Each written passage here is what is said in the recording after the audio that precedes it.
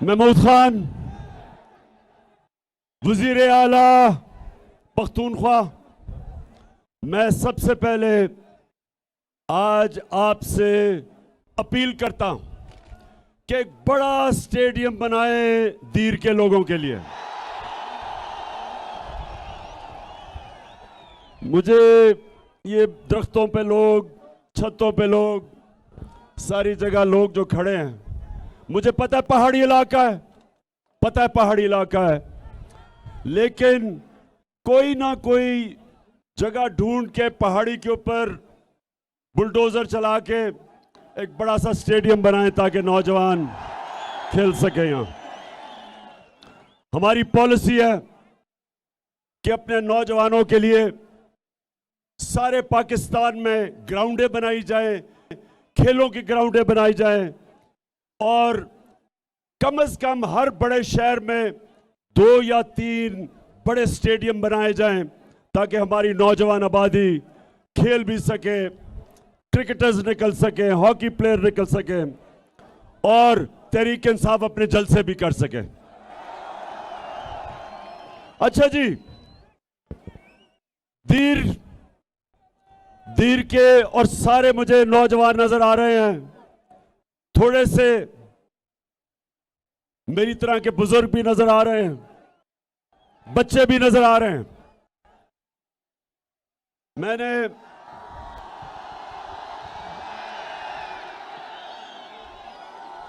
हमारा सुने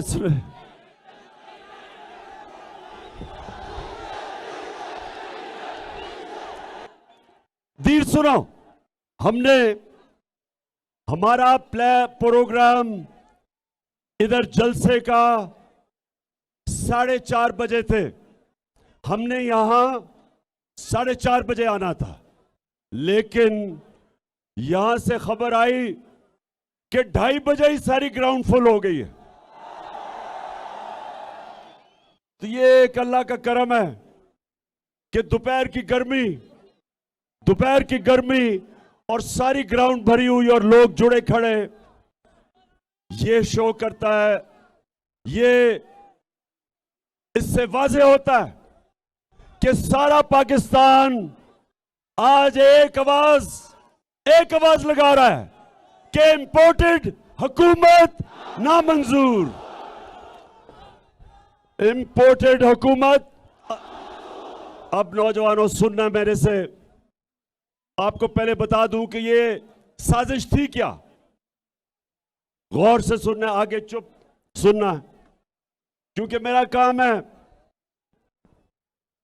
अपने पाकिस्तानियों को शऊर देना, अपने मुल्क को इसकी दिफा के लिए, राय हक के लिए, इंसाफ के लिए, अपनी कौम के लिए। मैं चाहता हूं कि हमारा नौजवान अपनी कौम के लिए खड़ा हो और कभी किसी की गुलामी कबूल ना करे। हम नौजवानों, ये जब पाकिस्तान बना था, मेरे वालिदैन उन्होंने तहरीक पाकिस्तान में शिरकत की थी और सबको पता है कि जो तहरीक इंसाफ का जो मंशूर था, वो तहरीक पाकिस्तान और करारदाद पाकिस्तान से हमने लिया था। तो पाकिस्तान बनने का नारा था, जिस तरह भी कहा गया कि पाकिस्तान का मतलब क्या, मेरा तेरा रिश्ता क्या, यानी बलोचिस्तान, पुराना कबाली इलाका, पख्तूनख्वा, पंजाब, सिंध, हमारा रिश्ता ला इलाहा इल्लल्लाह है। ये हमें इकट्ठा रखता है, ये सारे पाकिस्तान को इकट्ठा रखता है। जो मुसलमान हिंदुस्तान में थे और जो पाकिस्तान नहीं आ सकते थे, उन्होंने भी पाकिस्तान को वोट दी, क्योंकि वो भी वो भी उनका हमारे से रिश्ता था, ला इलाहा इल्लल्लाह। तो नौजवानों, ला इलाहा इल्लल्लाह का दावा करना एक बड़ा बोझ है, आसान नहीं है। जब आप अल्लाह को कहते हैं कि अल्लाह तेरे सिवा मैं किसी के सामने नहीं झुकूंगा, नौजवानों, ये बड़ा दावा है। ये एक छोटे इंसान को बड़ा इंसान बना देता है, इंसान में गैरत दे देता है, इंसान को पर लगा देता है, इकबाल का शाहीन बन जाता है। एक इंसान जो जमीन पे रींग रहा होता है, ला इलाहा इल्लल्लाह जब उसके दिल में आता है तो वो परवाज कर जाता है। तो इसलिए, और नौजवानों ये गौर से मेरी बात सुने, वो पाकिस्तानी हूं जिसने सारी दुनिया देखी है। इस नतीजे पे शुरू में नहीं मैं आया, मैं अपने तजर्बे से इस फैसले पे आया हूं कि जब तक हम अपने नजरिए पे नहीं उतरेंगे, जब तक पाकिस्तान जिस नजरिए पे ये बना था, हम वापस उस नजरिए पे नहीं जाएंगे। हम कभी वो कौम नहीं बन सकते जो इल्लामा इकबाल की ख्वाब थी। इस्लामी फलाही रियासत, एक मिसाली रियासत जिसके लिए हमारे अजीम लीडर कायदे आजम ने जद्दोजहद की थी। इसलिए ये जो अमरीकी साजिश और अमरीकी साजिश के साथ इस्राएली और हिंदुस्तान की साजिश, इन तीनों ने मिलकर साजिश की। इन्होंने मिलकर बूट पॉलिश करने वाला चेरी ब्लॉसम शहबाज शरीफ को हमारे पर मुसल्लत किया। उसको इसलिए नहीं लेके आए कि उसमें कोई काबिलियत थी, उसको इसलिए लेके आए कि जो हुक्म इसके आका करेंगे, जिनके ये बूट पॉलिश करता है, ये सारे हुक्म मानेगा। और पहला आपके सामने जो इसने हुक्म लिया आईएमएफ से, जिसके पीछे अमेरिका, पहला हुक्म लिया कि इस मुल्क में वो महंगाई की जो इस मुल्क की तारीख में जिसमें भी इंसानियत हो वो कभी नहीं कर सकता था। 60 रुपए कीमत बढ़ा दी पेट्रोल की, और फजल रहमान की भी 60% कीमत बढ़ा दी।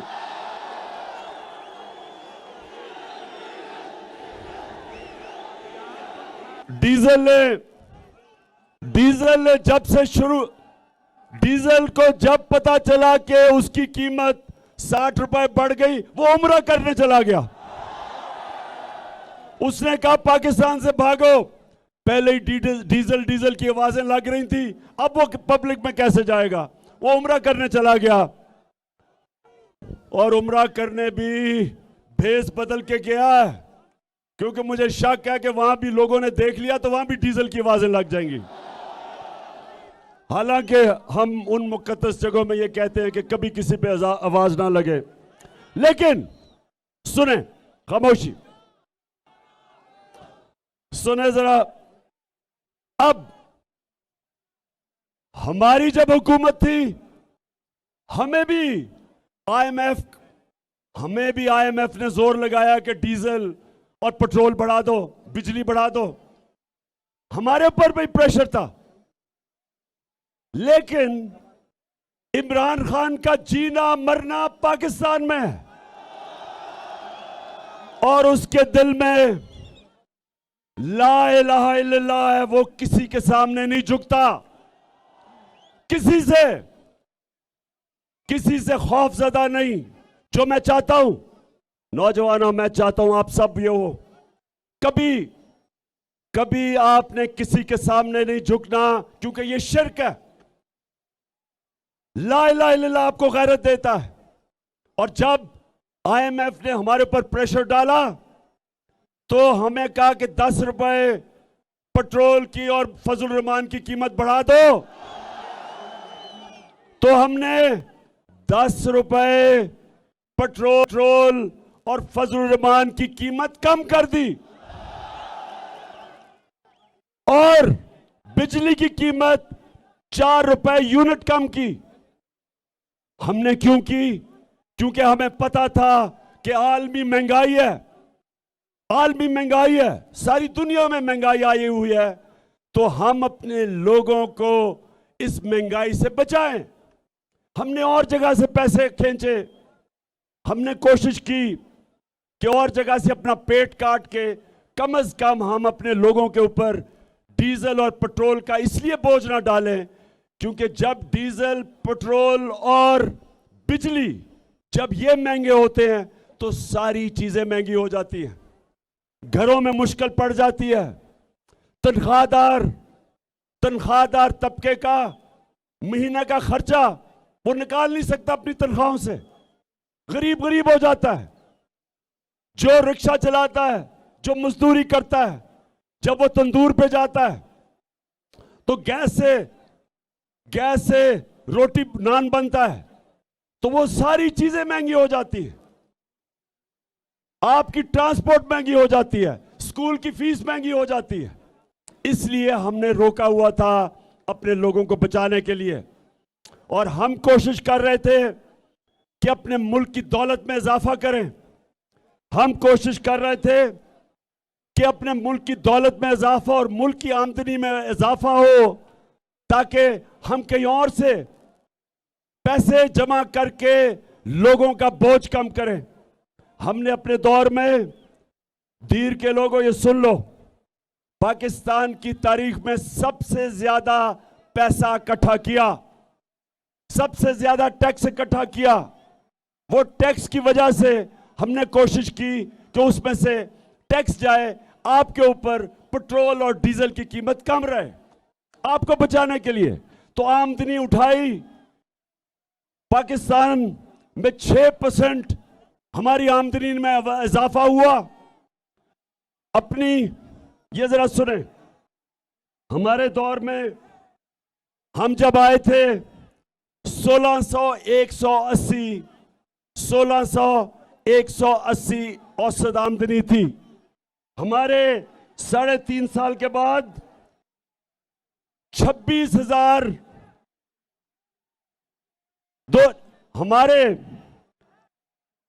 हमारे फिर से मैं बताता हूं, हम जब आए थे 16,180 औसत आमदनी थी, यानी अमीर गरीब के मिला के जो औसत आमदनी है वो 16,180 थी। हमारे 3.5 साल के बाद 26,300 औसत आमदनी हुई, 62% ऊपर गई, 62% ऊपर गई। कौम की दौलत की बढ़ाने की कोशिश की और उधर से फिर टैक्स ज्यादा इकट्ठे किए और उससे कोशिश की कि अवाम के ऊपर बोझ कम हो। हेल्थ कार्ड लेके आए कि हर खानदान के पास 10 लाख रुपए की हेल्थ इंश्योरेंस हो, किसी भी अस्पताल में अपना इलाज करवा सके। एहसास के प्रोग्राम लेके आए, कामयाब पाकिस्तान के गरीबों को सूद के बगैर कर्जे दिए जाएं, बिजनेस के लिए, किसानों के लिए। सारी कोशिश की कि मुल्क में अपने लोगों के, अवाम के ऊपर बोझ कम किया जाए, नीचे से तबके को ऊपर उठाया जाए। और मुझे खुशी ये थी, दीर के लोगों सुनो, हमारे दौर में सारे बर्रे सगीर में जिस मुल्क ने सबसे ज्यादा रोजगार दिया वो पाकिस्तान था। तो हमने क्यों ये कोशिश की? क्योंकि हमारे ना इमरान खान के पैसे बाहर पड़े हैं, ना इसकी दौलत बाहर है, ना इसकी बिजनेस बाहर है, ना इसके कारखाने बाहर हैं। इमरान खान का जीना मरना पाकिस्तान में है। लेकिन इंपोर्टेड हुकूमत के सरबराह आसिफ जरदारी और शहबाज शरीफ और नवाज शरीफ, इन सारों के दौलत मुल्क से बाहर पड़ी है। इनके पैसे चोरी के मुल्क से बाहर पड़े हैं।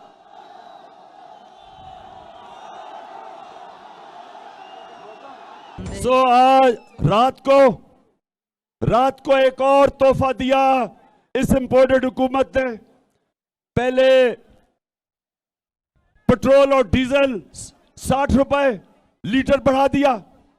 अब रात के अंधेरे में 45% गैस की कीमत बढ़ा दी।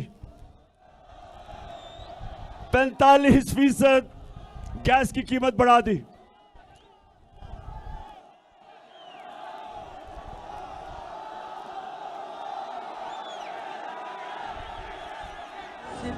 अब दीर के लोगों, जरा आराम से और सामने खड़े हो मेरी बात सुनना, शोर नहीं करना, क्योंकि मैंने नौजवानों को जब मौका पता नहीं अगला आपके सामने कब आता है बात करने का, मैं चाहता हूं कि आप आज समझ जाएं कि पाकिस्तान से क्या साजिश हुई है। एक गवर्नमेंट जो अच्छी भली चल रही थी, जो हर तरह रिकॉर्ड एक्सपोर्ट, आमदनी ऊपर तब जाती है जब आपकी एक्सपोर्ट्स बढ़ती हैं। रिकॉर्ड एक्सपोर्ट्स थी हमारी। मई के महीने में, पिछले महीने जब से इंपोर्टेड आई है, 10% हमारी एक्सपोर्ट्स नीचे गई हैं। हमारा टैक्स कलेक्शन रिकॉर्ड, हमारी 5 फसलों में 2 साल रिकॉर्ड हमारी फसलें बढ़ी, प्रोडक्शन हुई। हमारी आईटी जो टेक्नोलॉजी जो हमारा मुस्तकबिल है, उसमें हमने 75% इंक्रीज की, वो बढ़ी। तो मैं अब आपके सामने पूछता हूं कि ये गवर्नमेंट गिराई क्यों? जब ये नून लीग और पीपल्स पार्टी की गवर्नमेंट्स गिरती थी, करप्शन पे गिरती थी, करप्शन पे निकाली जाती थी। ये गवर्नमेंट को इन्होंने कहा कि हमने महंगाई के ऊपर गिराई है।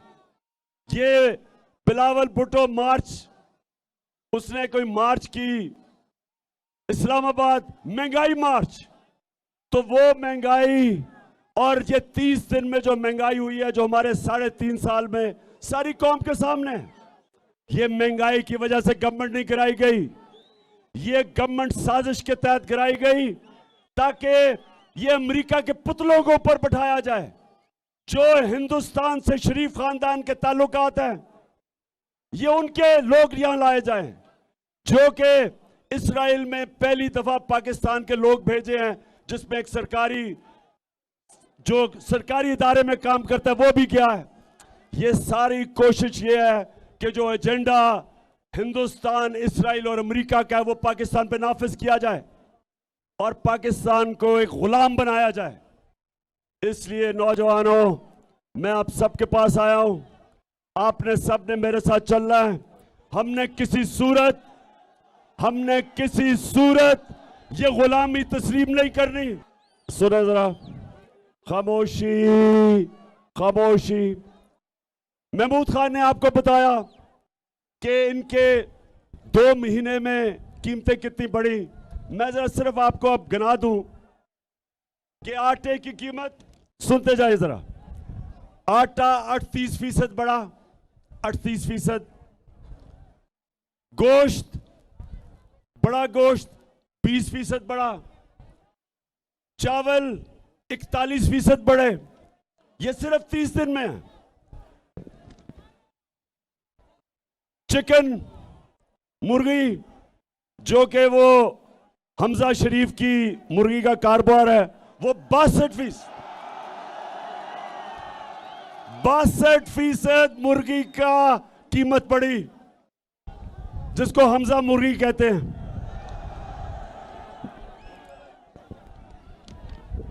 घी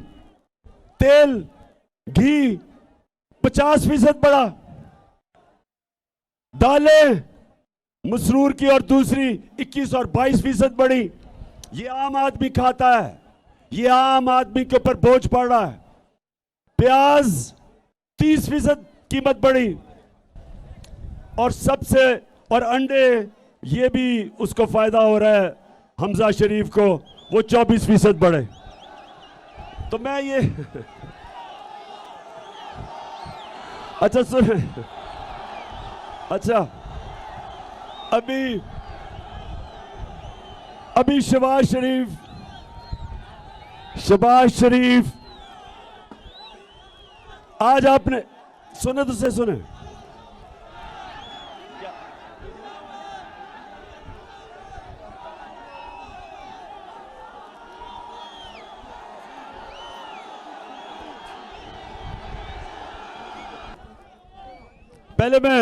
पहले मैं शहबाज शरीफ की बात कर लूं। आजकल उसकी आपने शक्ल गौर से देखी है, बहुत घबराया हुआ है, शक्ल पे अजीब सा खौफ आया हुआ है।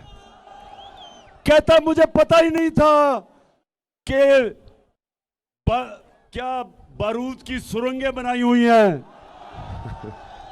शहबाज शरीफ, मैं तुम्हारे से एक सवाल पूछता हूं अपने दीर के नौजवानों के सामने कि शहबाज शरीफ, अगर आपसे हुकूमत नहीं होती थी तो ये साजिश की क्यों? आज कह रहे हैं जी बड़ी मुश्किल हालात है तो ना साजिश करते। आज कह रहे हैं जी इमरान खान की वजह से सब कुछ हुआ तो इमरान खान को रहने देते। फिर तो जिम्मेदारी मेरी होनी थी। अगर इतनी साजिश करके बूट पॉलिश करके और अपनी शक्ल बूट के अंदर देख के इतने जबरदस्त तरीके से बूट पॉलिश करके अब इक्तदार में आ गए हो तो अब जिम्मेदारी लो। हम जब आए थे, जो तुम्हारी हुकूमत गई थी, पाकिस्तान की तारीख का सबसे बड़ा बैरूनी खसारा था, सबसे ज्यादा बिजली का खसारा था, जिसको गर्जी कर्जा कहते हैं, सर्कुलर डेट, सबसे बड़ा था। आपने हमारे ऊपर इतने बड़े बारूदी सुरंगें बना के छोड़ के गए थे, लेकिन हमने अपने मुल्क को उठा लिया, मुश्किल से निकाल लिया। अब तुम्हारा काम है, साजिश की है, अब जरा ठीक करके दिखाओ, बजाय इधर उधर ना भागो, तुर्की ना जाओ, अभी यहां बैठ के काम करो। ये बजाय काम करने के कहते जी शहबाज शरीफ सुबह 7 बजे काम पे पहुंच जाता है, तो 7 बजे अगर काम पे पहुंच जाता है तो ये जो उसने आम का माशी कत्ल, जो महंगाई के समुद्र में अवाम को डुबो दिया है, क्या 7 बजे ये करने आता है ऑफिस? बड़ा हम सुनते थे, बड़ा जी शहबाज शरीफ जबरदस्त काम करता है। शहबाज शरीफ का काम सिर्फ इश्तिहारों में होता था, हर इश्तिहार के अंदर शहबाज शरीफ की शक्लें। असल काम अब पता चलेगा कि हमने एक मुल्क जिसका दिवालिया निकाला हुआ था तुमने, उसको उठा के हम ऊपर लेके गए। जब से तुम आए हो मुल्क तेजी से नीचे जा रहा है। आज जो बाहर के इदारे हैं जो मुल्क की माशियत के ऊपर बात करते हैं, ब्लूमबर्ग, मूडीज, जिसने पाकिस्तान की क्रेडिट रेटिंग माइनस कर दी है, आज वो इदारे कह रहे हैं कि पाकिस्तान की माशियत एक नीचे जा रही है तेजी से। आज वो बाहर के इदारे कह रहे हैं महंगाई के अलावा हमारा रुपया गिर रहा है, 200 रुपए पे डॉलर पहुंच गया है। हमारा जो फॉरेन एक्सचेंज रिजर्व्स जिसकी वजह से रुपए को रखते हैं वो नीचे गिर गए हैं। आज जो हमारी माइशत है वो उधर जा रही है कि मुल्क को खतरा है। हमने जो नेशनल सिक्योरिटी पॉलिसी बनाई थी पहली दफा पाकिस्तान में, उसने कहा, उसके मुताबिक सारों से जब हमने बात करके बनाई थी तो उस पॉलिसी के मुताबिक सिर्फ फौज मुल्क को नहीं हिफाजत कर सकती जब तक आपकी माइशत भी मजबूत ना हो। ये नेशनल सिक्योरिटी का इशू है। जिस तरह माइशत कमजोर होगी, हमारी सिक्योरिटी कमजोर होगी। जिस तरह सोवियत यूनियन की मिसाल है कि सोवियत यूनियन दुनिया की सबसे ताकतवर अमेरिका के साथ फौज थी, लेकिन जब उसकी माइशत गई तो वो टूट गया। हमारे सामने लेबनान, दुबई की जगह एक वक्त पे सारे दुनिया लेबनान जाती थी, दुबई की जगह। आज लेबनान, आज वो मुल्क बैंकरप्ट हो गया। 60% आबादी उसकी गुर्बत की लकीर से नीचे चली गई।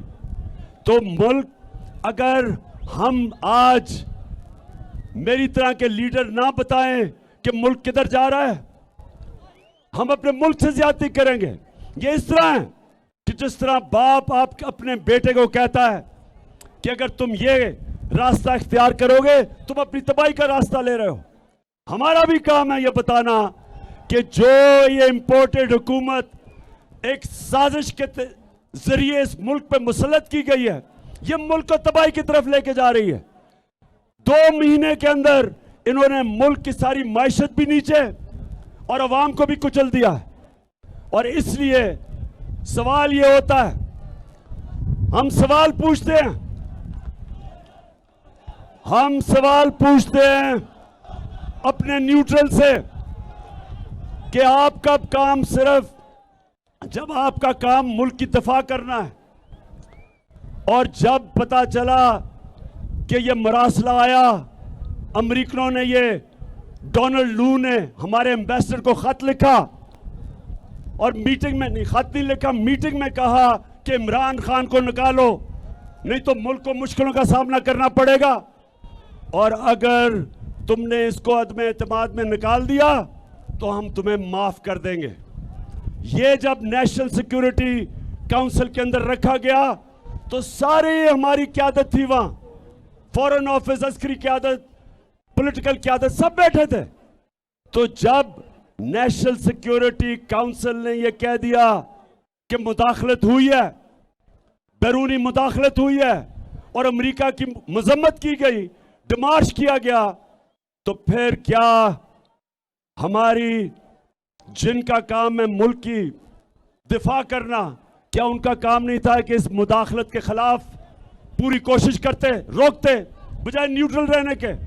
क्योंकि आज नुकसान तो पाकिस्तान को हो रहा है, आज हमारा मुल्क मुश्किल में है। ये साजिश के तहत जो हुकूमत आई है इसने हमारे मुल्क का मुस्तकबिल अंधेरे में कर दिया। और इसलिए एक ही रास्ता है, एक ही रास्ता है इससे निकलने का, और वो है साफ और शफाफ इलेक्शन। कोई दूसरा रास्ता नहीं है। वीर, आप तैयार हो? इलेक्शन के लिए तैयार हो? सारा पाकिस्तान इलेक्शन के लिए तैयार है। सारा पाकिस्तान चाहता है कि ये जो बाहर से इंपोर्टेड हुकूमत जो हमारे ऊपर मुसल्लत की है, इससे सिर्फ एक तरीके से पाकिस्तान को निजात हासिल मिल सकती है कि पाकिस्तान के लोगों को फैसला करने दो कि वो किस किस्म की गवर्नमेंट चाहते हैं। ये पाकिस्तान अवाम फैसला करे, ये वॉशिंगटन या इस्राइल में या हिंदुस्तान ये हमारा फैसला ना करे मुस्तकबिल का। हाथ खड़ा करके बताएं आप इसके साथ हैं।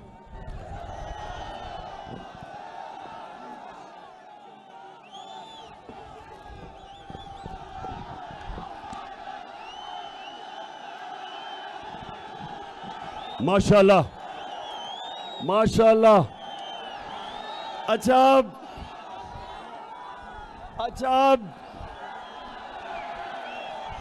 जी, सारी कौम की ये आवाज है, सारा मुल्क ये चाहता है कि इस मुल्क में अवाम की राय से हुकूमत बनाई जाए, कोई भी बाहर से हमारे ऊपर हुकूमत मुसल्लत ना की जाए। अच्छा वीर, आखिर में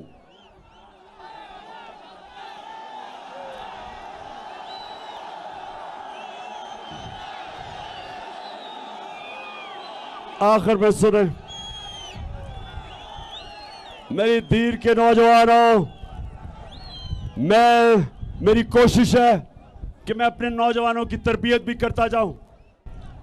दुनिया की तारीख सुने जरा, दुनिया की तारीख एक चीज बताती है, जो अल्लाह हमें कुरान में कहता है। अल्लाह कहता है मेरी जमीन पे निकल के देखो कितनी कौमें बर्बाद हुई, कितनी कौमें बर्बाद हुई जो मेरे हुक्म पे नहीं चली। अल्लाह का हुक्म है राय हक का, इंसाफ का।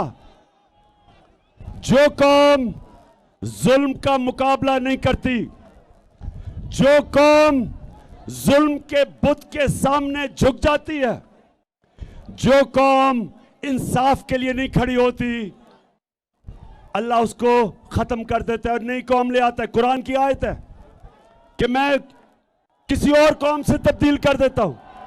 तो पाकिस्तानियों ये याद रखें कि ये बड़ी मुश्किलों से पाकिस्तान मिला था हमें, लाखों जानों की कुर्बानियां थी, एक अजीम लीडर। हम खुशकिस्मत थे कि हमारे पास कायदे आजम जैसा लीडर था जिसने अपनी जान के ऊपर खेल के इस मुल्क को बनाया। हम बहुत खुशकिस्मत हैं। इसलिए इस कौम को बचाना हम सब की जिम्मेदारी है। इन चोरों और डाकुओं को जो मुसल्लत किया हमारे ऊपर, इनसे बचाना हम सब की जिम्मेदारी है। ये शहबाज शरीफ जो कहता था कि जी बड़ा काबिल आदमी है, आज पता चल गया कि ये सिर्फ एक वजह से इख्तिदार में आया था, अपनी चोरी बचाने के लिए, करप्शन बचाने के लिए।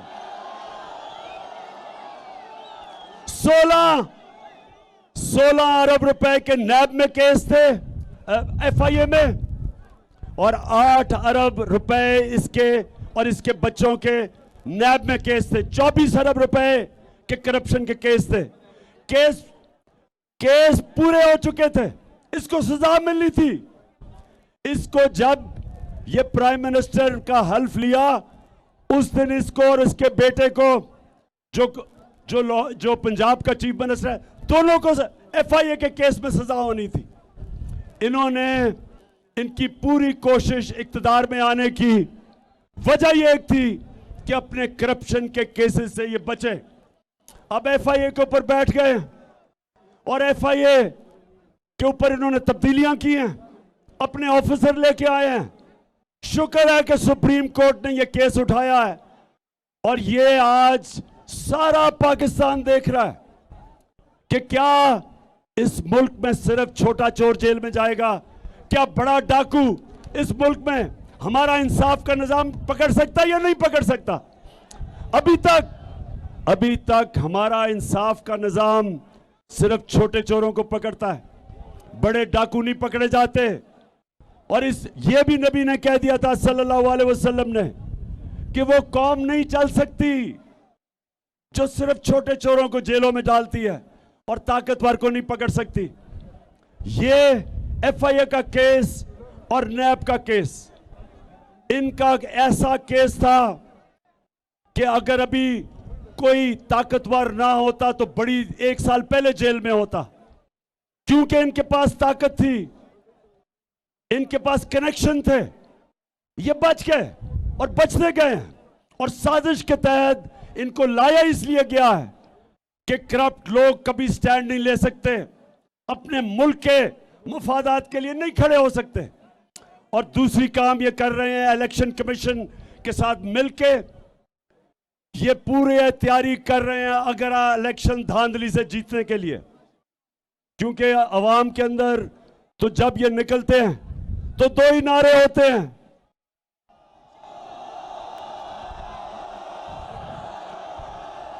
चोर, और दूसरा नारा चोर और गद्दार, 2 नारे हैं। तो इसलिए इलेक्शन कमीशन को साथ मिला के ये धांधली की तैयारी कर रहे हैं। और तीसरी चीज, ये पूरा जुल्म, इन्होंने कभी भी, हमने ऐसा जुल्म नहीं देखा जो हमने 25 और 26 की रात के बीच में जो इन्होंने हमारे मुल्क में पुलिस को जिस बेदर्दी से इस्तेमाल किया, वहां औरतें थे, बच्चे थे, जिस तरह टीयर गैसिंग की, लोगों के घरों में रात को पुलिस ने जा के जिस तरह औरतें और बच्चों, जिधर औरतें बच्चे थे उनकी भी फिक्र, चादर और चार दीवारी की, जिस तरह इन्होंने जिस तरह जुल्म किया, सारे पाकिस्तान ने देखा। अब ये कर क्या रहे हैं? पाकिस्तान में दहशत फैला रहे हैं, दहशत फैला के लोगों को डरा रहे हैं, खौफजदा कर रहे हैं कि लोग इनके सामने निकले ना। तो मेरे पाकिस्तानियों, मैं वो हमेशा कल भी बताए, आज भी कहता हूं कि कूफा के लोग जब हजरत इमाम हुसैन निकले तो कूफा के लोगों को पता था कि हजरत इमाम हुसैन राय हक पे हैं, सच्चे आदमी हैं, सबको पता था। लेकिन यजीद से डर के उन्होंने उनकी मदद नहीं की। यजीद के खौफ से, यजीद के जुल्म से डर के उन्होंने हजरत इमाम हुसैन की मदद नहीं की। हमेशा कूफा के लोग पछताए, उसके बाद लोगों को, दुनिया ने उनको बुरा भला कहा, उन्होंने अपने आप को बुरा भला कहा कि हमने क्यों नहीं हजरत इमाम हुसैन की मदद की। हर दौर में तीर के लोगों, हर दौर में यजीद होते हैं। ये हैं इस दौर के यजीद। और आपको सबको मैं आज कह रहा हूं कि सारी कौम ने अगर अब हक और सच के साथ ना निकले और इन यजीदों से डर के, इनकी दहशत से डर के, खौफ के बुत के सामने झुक गए, तो तारीख हमें माफ नहीं करेगी, जिस तरह तारीख ने कूफा के लोगों को कभी माफ नहीं किया। आपके आने वाले नस्लें आपको माफ नहीं करेंगी। मैं अपने सारे पाकिस्तान को कह रहा हूं कि यह वक्त है इनके सामने खड़ा होने का, इन डाकुओं के, चोरों के और अमरीकियों के नौकरों के, इनके खिलाफ खड़ा होने का यह वक्त है। और इंशाअल्लाह मैंने ये फैसला किया है कि ये मेरे मुल्क के लिए जहाद है। हर आखिर तक जाऊंगा इनका मुकाबला करने के लिए, आखिर तक जाऊंगा, जब तक मेरे में दम है इनका मुकाबला करूंगा। क्या आप भी सब हाथ खड़ा करके सारी जगह बताएं कि आप सब तैयार हैं? मेरे साथ निकलोगे आप सब?